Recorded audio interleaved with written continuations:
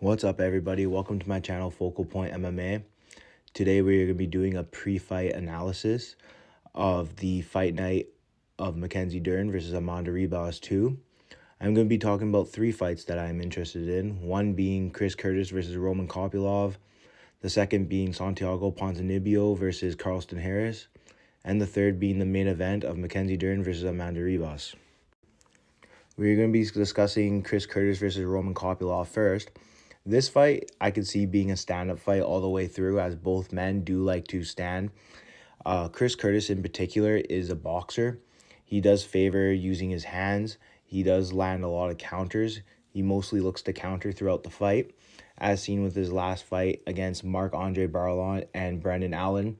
He does land heavy during exchanges when it does get into that clinch range, and he has showed really good body work in those last two fights by landing those uppercuts to the body.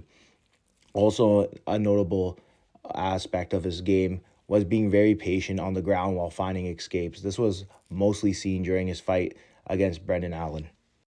Roman Kopylov is more of a range striker. He likes to land hard left body kicks, and he likes to mix in that left head kick. He also has a really accurate straight left hand while his opponents are coming in.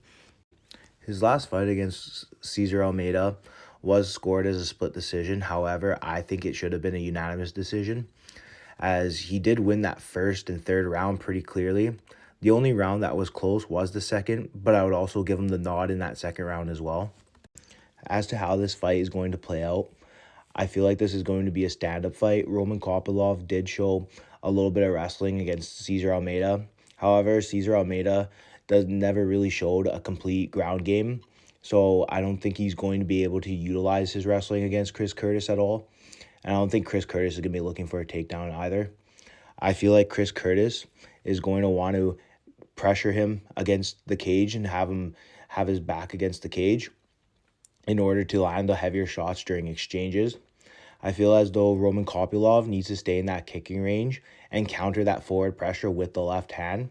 All in all, I would edge Roman Kopylov in this fight, as I feel like the counters and just the range advantage with the kicks and being a southpaw is going to work in his favor, especially because Chris Curtis's style does kind of tailor towards the 5-round fights, especially seen in that Brendan Allen fight. I feel like the 3-round fight just might be too much of a fast-paced fight for him, especially with the hard kicks and the counters and a lot of movement seen by Roman Kopylov, and maybe not engaging in those heavy exchanges. The second fight I was interested in was the Santiago Ponzinibbio versus Carlston Harris fight, as Santiago Ponzinibbio had one fight last year, as did Carlston Harris. Carlston Harris just got knocked out by Kyle Williams. I feel like it was not the best performance from what we did see, although it was a very short fight. Just looking at his tall stance and a really loose 1-2 combination, it just didn't look like he had an urgency to return back to his neutral stance, which created an opening for Kyle Williams to land the knockout. Whereas Santiago Ponzinibbio, he actually didn't look too bad in his last fight, despite being a split decision loss. I feel like he still showed really good forward pressure, setting up that straight right hand, coming over to find the target. And he is also a headhunter while throwing those combinations, that 1-2, and then that left hook, which wasn't too accurate in his last fight, but it was still there. I feel like Santiago, in order to win this fight, is going to want to stay in range with Carlston Harris and land combinations within the exchange and pressure him towards the cage. I know that Carlston Harris does have a mixed game, having finishes both by submission and knockout.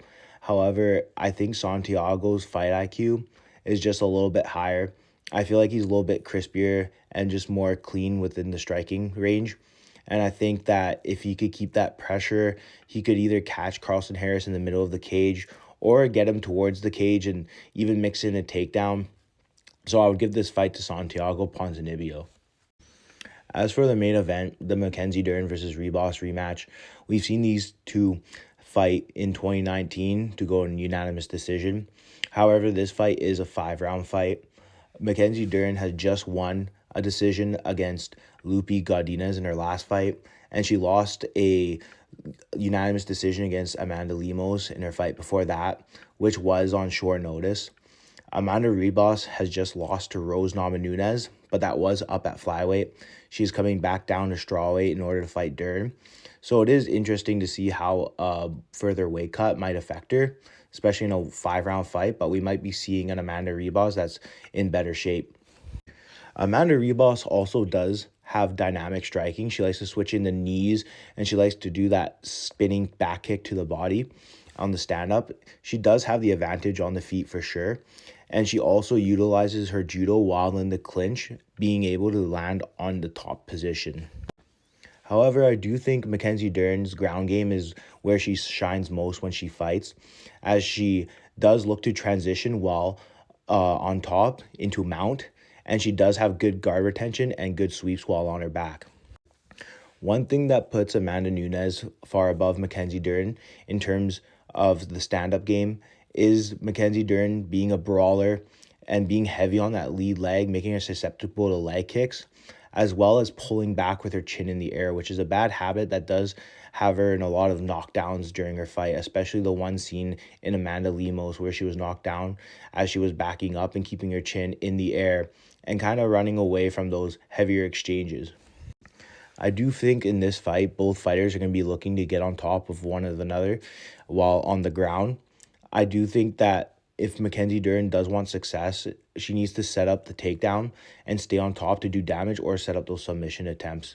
Amanda Ribas does have the striking advantage, so I'll give this fight to her to win, as she could get on top through having a knockdown, winning those strike exchanges, or just using throws from the clinch and staying on top and being able to damage Mackenzie Dern while on top, and just being more active in general during the grappling exchanges. So I would give the main event to Amanda Ribas to beat Mackenzie Dern once again. I do think this fight is important for Mackenzie Dern in order to establish herself in the division for a title contention shot, possibly a title shot, as well as Amanda Ribas, as she hasn't really found a home at strawweight or flyweight. She is kind of a two-division fighter right now, and I feel like if she does win this fight, then she does have a position in that strawweight division. If not, then we might see her go back to flyweight. So those are my analysis on the 3 fights I chose to discuss. I have Roman Kopylov beating Chris Curtis. I have Santiago Ponzinibbio beating Carlston Harris. And I have Amanda Ribas beating Mackenzie Dern.